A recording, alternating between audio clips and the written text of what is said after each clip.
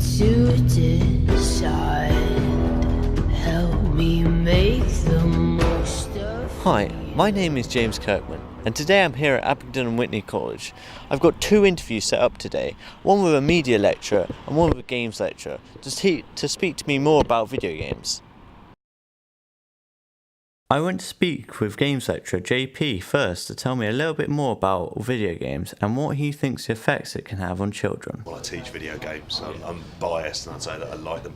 I think they're great. I think they're one of the, it's like the biggest evolving media sector in the world. I think games are maturing, so it's getting to the point where older fans are now finding games that kind of more in line with who they are at this point, as opposed to, and it's the same then for younger fans of video games liking games that suit them. So yeah, I'm a big fan. People still think that video games are for kids, and they're not. They are, it's like any media form. It's like saying film is solely defined by superhero films. It's not the only types of film that are out there, even though it might be dominant at that moment in time. So I still think there's a stigma around it, and I think there's a stigma, particularly, it's more generational. I think, you know, you get to younger generations and there's much less of a stigma around games and gaming. Quite often I hear about, well, you know, what if children are playing GTA 5? Well, there's an 18 certificate on that. My children play games. If they were playing GTA, the responsibility for that would come down on me. That would not come down necessarily on the game itself. It's me failing at my duty as a parent for that. And I think at times the public and parents and guardians don't take enough responsibility because they don't take games seriously. They don't take violent games seriously. In the same way that you shouldn't show an 8-year-old child The Wolf of Wall Street. You know, if you let an 8-year-old play GTA and suddenly their behaviour changes, you kind of go, that's much more of a failing as a parent than it is anything to do with the games. And to use the old cliched argument, you know, there has been violence around well before video games, and there will be after video games have gone. As if you watch a violent film and you act violently as a result of that, rather than it being taken into consideration their upbringing or the relationship with their parents or the relationship with their friends at school. It's a much more complex situation, and I think at times people look at it as wanting simple answers to complex questions. And in the case of that, they want something to blame that's very easy. So therefore they say, well, it's this film that made them do it. I look at it as quite lazy. You do nothing but play video games. I think it can have somewhat of a distorting effect. It's more down to the individual. Do I think they inherently cause them? No. I think if you, as with anything, if you do something far too much, then yeah, there's going to be a problem in terms of how your behaviour is. But really no more than that. So it'd be a case of somewhat regulation. Yeah. If you sat around and watched TV all day and did nothing else, it'll have a negative effect on your behaviour eventually. That doesn't mean necessarily the TV is directly responsible for it. After I spoke with JP, I went to go speak to a media lecturer, Joe Lemon, to get his take on video games. To some extent, I think that video games are the modern moral panic, if anything. We've seen it throughout different decades. 1950s, people went mad about the mods and the rockers. The 1960s, it was counterculture and hippies. I think this is just a new version of that, if anything, is, you know, kids in their bedrooms playing violent games with their minds twisted in their dark bedrooms. So I think it's just a kind of modern version of it, and maybe it's parents not understanding their children and feeling a little alienated by what they're doing, if anything, which has impacted it. Yeah. There's a comparison with the video nasties that we saw in the 80s and in the early 90s. Video nasties occurred when VHS was on the rise and more people were buying VHS players. And as more people were buying VHS players, you got lots of cheap horror films that made their way onto the market at kind of a cheap price, and there was outrage about the content of some of these films being immoral and vile and disgusting because of blood, because of guts, because of the acts of violence and sex that took place in these productions.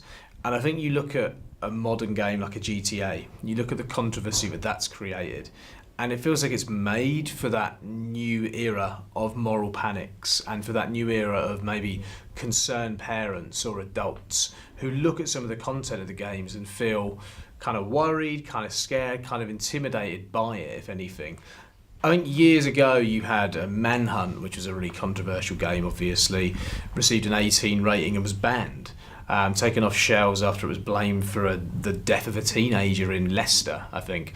And I think since they've introduced like the PEGI rating system, I think it's shown like a real effort to actually nail game censorship and to take it seriously. I think for years maybe it wasn't taken too seriously. Like I remember as a teenager buying games that had a rating, and it was as if the old lady in the shop didn't realise that these computer games that kids play have a rating. I remember buying Tekken 3 and it was an 18, and I think I must have been about 11 at the time, and you know, getting an absolute thrill out of buying an 18 because they didn't look at it necessarily. And I think with the PEGI ratings, it's definitely progress in that sort of video games world, if anything. We spoke about moral panics, didn't we, earlier on?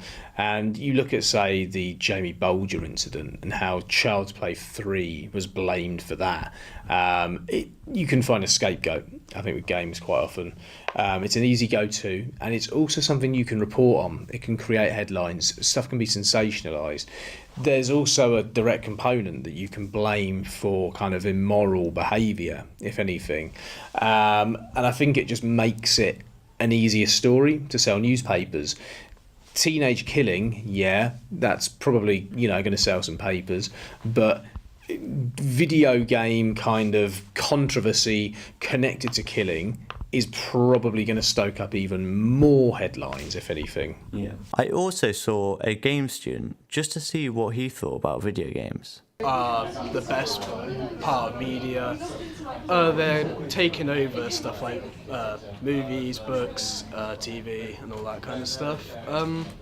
In my opinion, I think games are like important to what's carrying on now. It's becoming a greater franchise. It's only getting better. They're rivaling movies now, and the games are becoming better than movies. So it's important in that way. But in general, they're good in other ways, like in health, they help older people stay in track and stuff like that, and keeps their reactions up and stuff.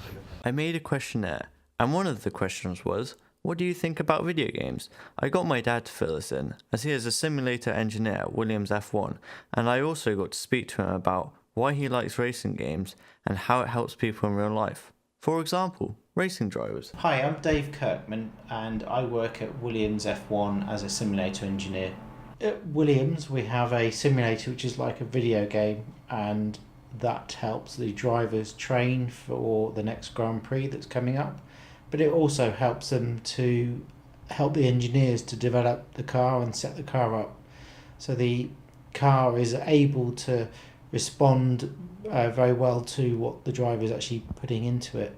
And that means that when people are playing a computer game, which is the driving game, they are actually contributing to help the engineers understand the car and improve the performance of the car. I'm really into the sim games to do with autosport.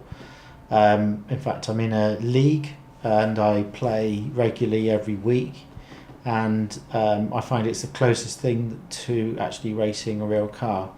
I have some very close fights on the circuit, and I think it really is enjoyable. It's the closest thing really that I get to driving on a regular basis. So, in conclusion, we see that video games have a positive impact on people but can be interpreted in a negative way.